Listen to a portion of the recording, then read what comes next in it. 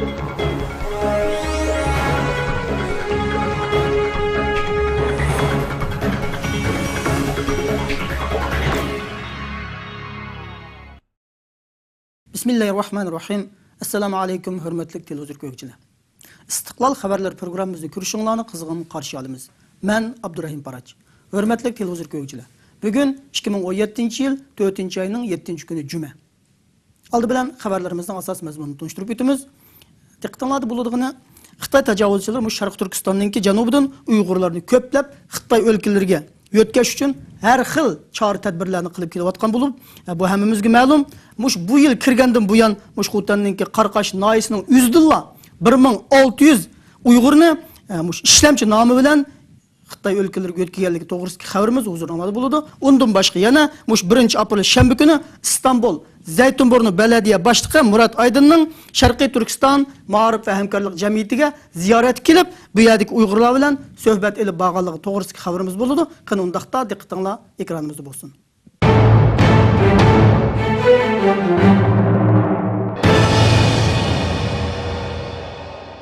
Qaraqashdagi Uyghur yoshlar majburiy Xitoy o'lkalariga o'tkazilmoqda. Xitoy tajovuzchilari Sharq Turkistonning janubidan Uyg'urlarni ko'plab Xitoy o'lkalariga o'tkazish uchun har xil tadbirlarni qo'llanayotgan bo'lib, bu yil kirgan 3 oydan ortiq vaqtdan beri Qaraqash noyisidilla ishlamchi nomi bilan o'tkazgan Uyg'urlarning soni 1600 ga yetgan. Xitoy tajovuzchilari Sharq Turkistonning janubidan Uyg'urlarni ko'plab Xitoy o'lkalariga o'tkazish uchun har xil tadbirlarni qo'llanmoqda. Tangirtaq to'rining 5-aprel kunidagi xabarda bildirishicha 1-aprel kuni Qarqash noyisining Urchi yesidan yana 180 nafar Uyg'ur yosh atalmış 5-emgak kuchi nomida maxsus o'rinlashtirilgan mashina bilan ishlamchilikka ilib mangilgan. Xabarda ma'lum bo'lishicha, bu yil kirgandan buyon hozirgacha Qarqash noyisidan 5-emgak kuchi nomida majburiy o'tkab ishlamchilikka salingan Uyg'ur yoshlarning soni 1600 ga yetgan. Xitoy axborotlarining bu vaqtda bergan ma'lumotida bularning 450 nafari Xitoy o'lkalariga, qolgani Sharq Turkistondagi Xitoy ko'chmanlari o'ltiraqlashgan shaharlardagi Xitoy korxonalarga avatilganligi tilga olingan. Xitoy tajovuzchilari 3-oyning 20-kunimi Sharq Turkistonning Xotan shahrida ishlamchilarning safariga otlanish qasamiyat yig'ini nomida cho'ng murosim o'tkazgan bo'lib, 5-emgak kuchlari nomida 1000 dan ortiq Uyg'ur yoshini Xitoy o'lkalariga avatgan edi. 3-oyning 19-kunimi o'xshashla Atushning Aqtu noyisining Charlong yesidan 146 nafar Uyg'ur yoshini 2009-yildagi Urumchi qatlamining kelib chiqishiga sabab bo'lgan Guangdong o'lkasining Dongguan shahriga avatgan. Xitoyning Sharq Turkistondagi kuchlari yaqinqi mezgillardan boshlab Xitoy o'lkalaridan turkumlab Xitoy oqqonlarini yo'tkab kelish bilan birga Sharq Turkistondagi Uyg'urlarni bo'lsa Xitoy o'lkalariga ishlamchi nomida majbur yo'tkashga boshlagan.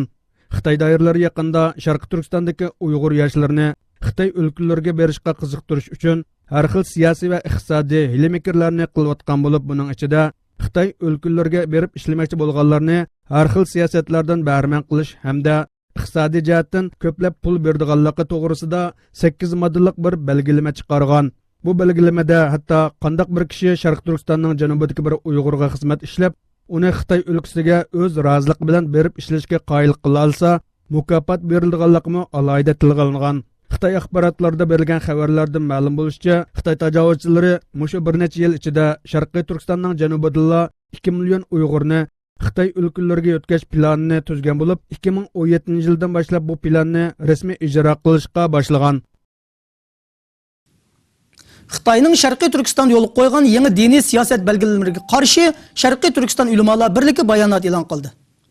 Yaqinqi mezgillarda Sharqiy Turkistonda kun suri kuchi berayotgan Xitoy zulmi va 1-apreldan boshlab rasmiy ijro qilayotgan atalmış oshqonlik zarba berish nomi ostidagi 15 moddalik yangi belgilamasiga qarshi Sharqiy Turkiston ulamolar birligi bayonot e'lon qildi.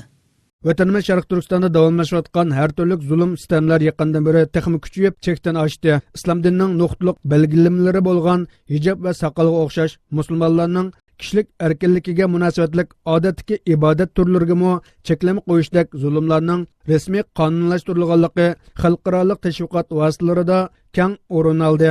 2017-yil 30 mart kuni xalqaro axborot vositalarida Xitoy hukumatining 50 moddalik yangi cheklimlarni yo'l qo'yganligi e'lon qilindi.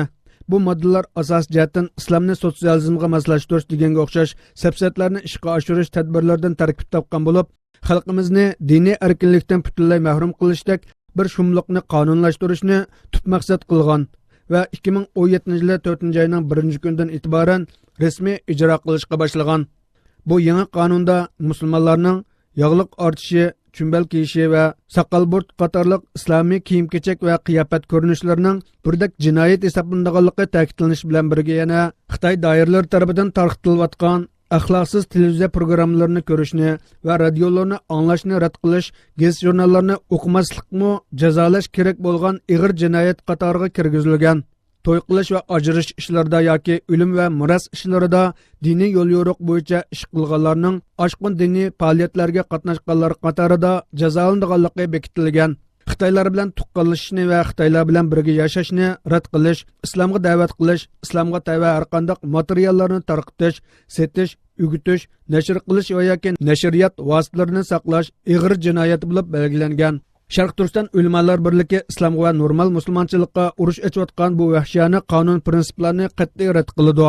Biz Sharq Turkiston ulamolar birligi bo'lish suhbatimiz bilan barliq islom davlatlarini, xalqaro kishilik huquq tashkilotlari va har qaysi nufuzli ommaviy tashkilotlarni, diplomatik va boshqa har turli vositalarni ishga solib, Xitoyning Sharq Turkistonda yurgizayotgan insoniyatga zid bu qonun prinsiplariga norozilik bildirishga va bu zulmni to'xtatish uchun jiddiy harakatga o'tishga chaqiriq qilamiz.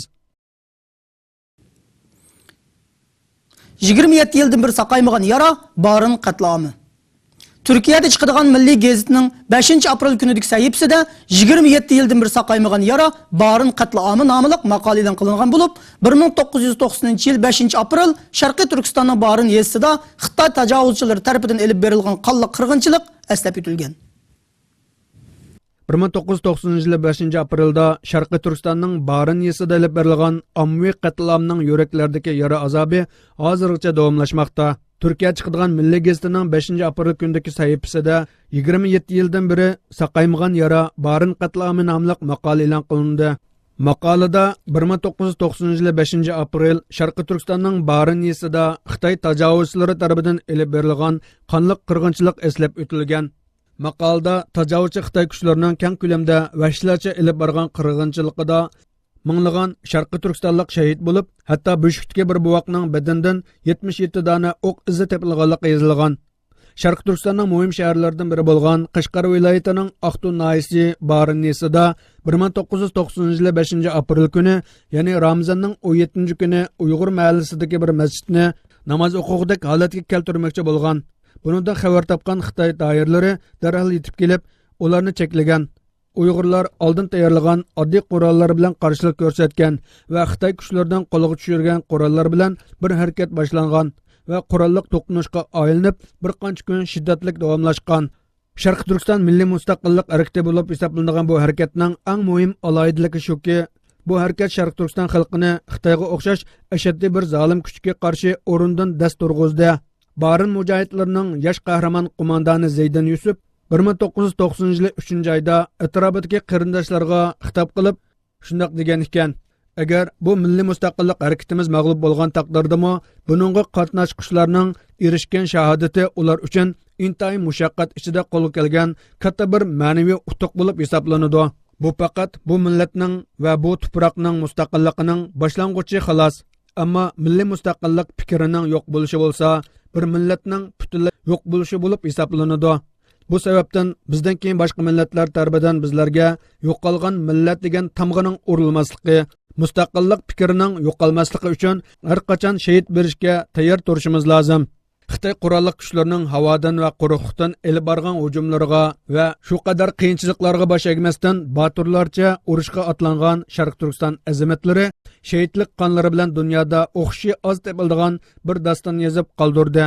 Xitoy tajovuzchilariga asir tushib qolgan Barin qahramonlarining ko'p qismi hech qanday sud o'rinlariga elib borilmasdan shu o'rinda o'q bilan sirib shahid qilyapti.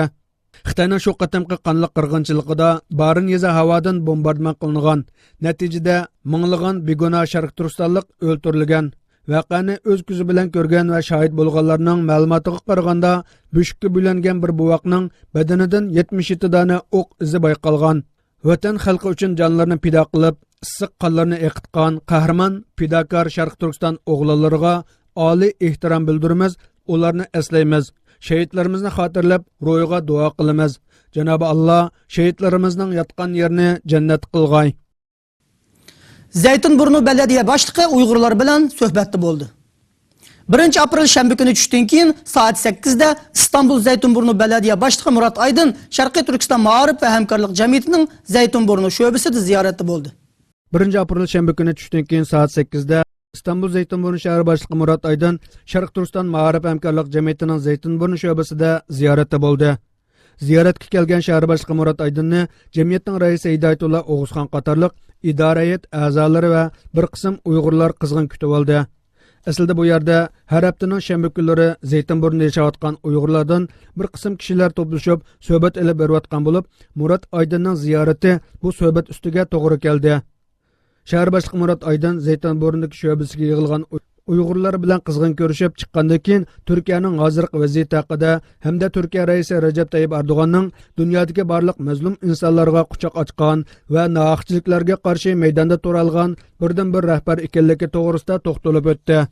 Bu yig'inga yana Zeytinburunning sobiq muavin shahar boshlig'i İlyas Saka va Sharq Turkiston vaqfining raisi Abdulhamid Avshar va shunaqla İstanbulda yashayotgan bir qism yurt oqsoqollari qatnashdi.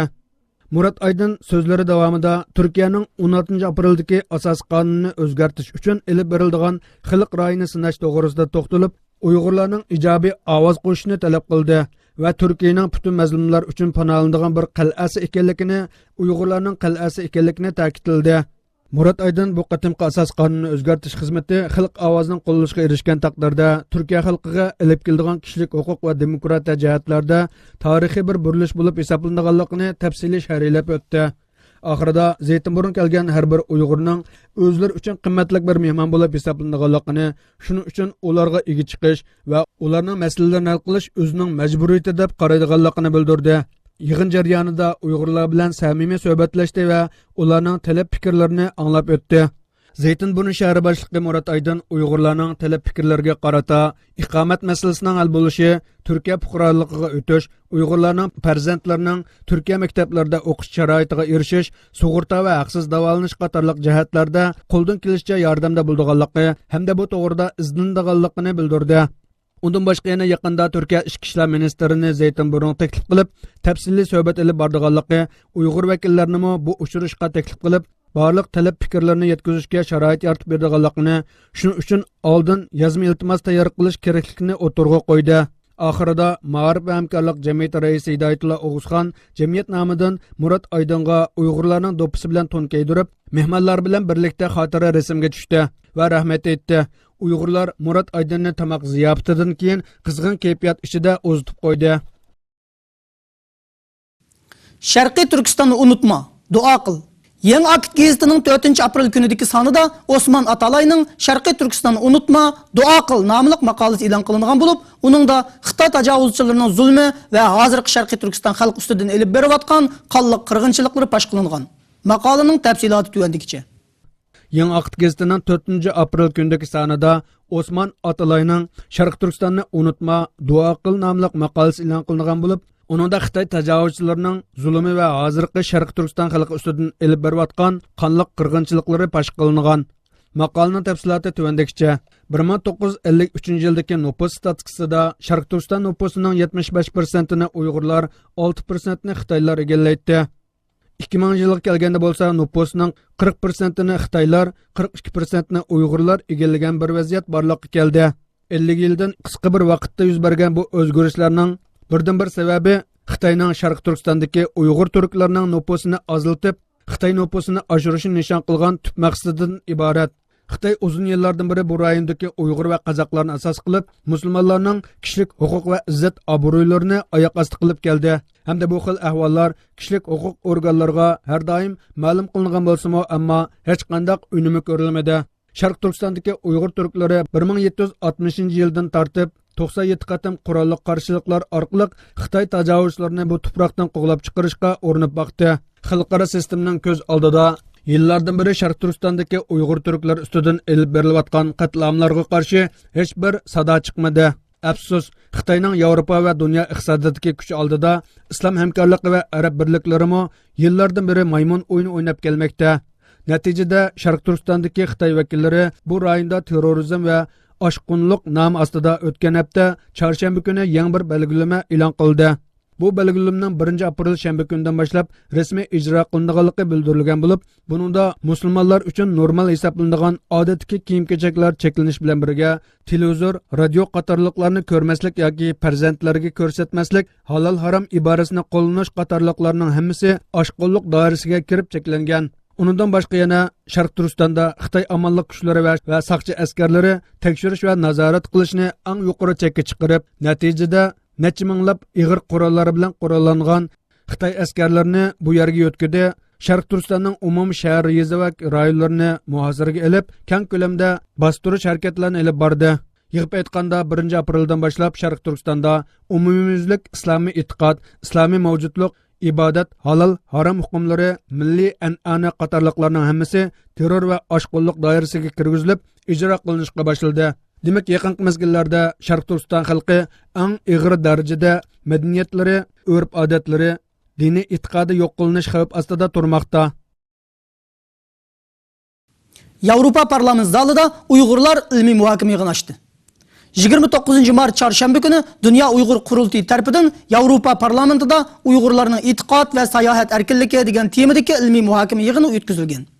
29 mart çarşamba günü Dünya Uyghur Kurultayı tarafından Yevropa parlamentida Uyg'urlarning e'tiqod va sayohat erkinligi degan temada ilmiy muhokama yig'ini o'tkazildi. Yevropa parlamentining yig'in zalida o'tkazilgan bu yig'inga Xitoy ostidagi millatlarni qo'g'dash tashkiloti xodimi Lusiya riyosatchilik qilgan bo'lib, 15 davlatdan Uyg'ur yoshlari va vakillari bilan birlikda Yevropa Ittifoqi tashqi ishlar komiteti xodimi va parlament a'zosi Vajgir, parlament a'zosi Ilhon Kuchuk va Ternusa qatorliq bir qism Yevropa parlament a'zolari, ba'zi xalqaro tashkilotlarning vakillari hamda boshqa ko'p sonda kishilar qatnashdi. Yig'inda Xitoy tajovuzchilarining Sharq Turkistonda ilib berayotgan diniy besim va assimilyatsiya siyosati, diniy olimlar va ko'zga ko'ringan kishilarning tutqun qilinishi va ularning kishilik huquqlarining oyoq osti qilinishi, o'z doiradagi bir yurtdan yana bir yurtga berish erkinligining qamal qilinishi, sayohat va ziyoratlarga yo'l qo'yilmaslik, qadamda bir qurilgan tekshirish punktlarining Uyg'urlarning yon telefonlarini qattiq aqtirib tekshirishlari, kontrol qilinishi, internetning qamal qilinishi, Uyg'urlarning xalqancha tutish va tekshirish obyekti qilinganligi qatorliq sohalarda muhokama olib berildi. Undan boshqa yana yaqin mezgillardan biri Sharq Turkistondan ko'plab qochib chiqayotgan Uyg'ur musofirlar masalasi, Tailand va Indoneziyadagi bir qism siyosiy panohlik tilagan Uyg'urlarning Xitoyga qaytarilish xavfi, Turkiya qatorliq davlatlardagi qiyinchilikda qolgan Uyg'urlarning ahvoli qatorliq masalalarmo o'tirib qo'yilgan. Muhokama yig'inida Umar Qanot, Do'lqin Isa, Zubayra Shamsiddin, Arkin Ahmad, Ilhon Kuchuk, Ternusa, Peter Irvin, Hanno Shedler qatorliq har qaysi davlatlardan kelgan kishilik huquq faoliyatchilari so'z qilib o'tdi. 4 soat atrofida davomlashgan bu yig'in nihoyatda yaxshi kayfiyat ichida elib berilgan bo'lib, yig'in oxirida Uyg'ur vakillar tashkillik holda Yevropa parlamentining xizmat binosida ziyorati bo'ldi. Kanada parlamentida Xitoydagi diniy erkinlik va kishilik huquq nomli yig'in ochildi. Kanada Konservativ partiyasidan bo'lgan parlament a'zosi David Andersonning o'rinlashtirishi bilan 3 mart kuni Kanadaning Ottawa parlamentida Xitoydagi diniy erkinlik va kishilik huquq nomli yig'in uyushtirilgan. Kanada Konservativ partiyasidan bo'lgan parlament a'zosi David Andersonning o'rinlashtirishi bilan 3 mart kuni Kanadaning Ottawa parlamentida Xitoydagi diniy erkinlik va kishilik huquq nomli yig'in uyushtirildi. Yig'inda Amerikadagi Georgetown universitetining din, tinchlik va dunyo masalasi tadqiqotchisi Andrew Bennett, sobiq tashqi ishlar ministri, Toronto universitetining professori David Mulnurey, Falun Gonglar vakili, Tibetlar vakili va Kanadadagi Uyg'urlarga vakolatan Kanada Uyg'ur jamiyatining sobiq raisi, shunaqla Sharq Turkiston surgun hukumati inson haqlari diplomatiya ishxon sobiq bayonotchisi Ruqiya Turdush xonim qatorliqlar qatnashib so'z qildi.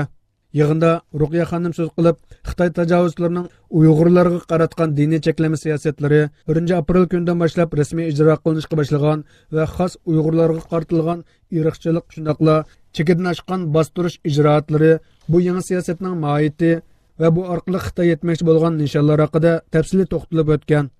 Kanadaning Ottawa parlamentida o'tkazilgan bu qadimgi yig'in bu vaqtda o'tkazilgan 6-qatimliq yig'in bo'lib, buningdan ilgirki yig'inlarga qatnashib, munosabatli fikr takliflarini bergan. Bu qatimqisi bo'lsa, ilgirki qatimqidan keng turda ochilgan va odam soni ko'p qatnashgan ahamiyatli bir yig'in bo'lgan. Amerika Yevropaga Rossiya va Xitoyni dushman deb tunishni aytdi.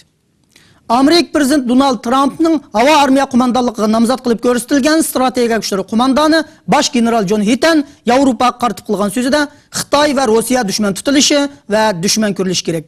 Ularni dushman tutmaslik va dushmanchi muomala qilmasliklar davlatinglarni eng og'ir xatarga ittiradigan qarorlarni ilishinglarga yo'l ochadi deb bilaman deganlarni o'tirib qo'ygan.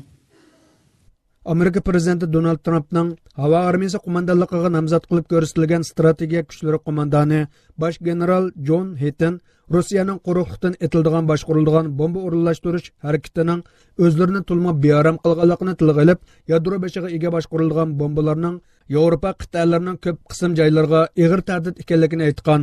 U bu so'zlarni yuqori palatda Qurolli xizmatlar komitetida aytgan bo'lib, so'zda yana sizlarning davlatinglarni yo'q qiladigan omillarga ega har qanday kuch Xitoy bilan Rossiyada mavjud. Shunga Xitoy va Rossiya dushman tutilishi va dushman ko'rilishi kerak.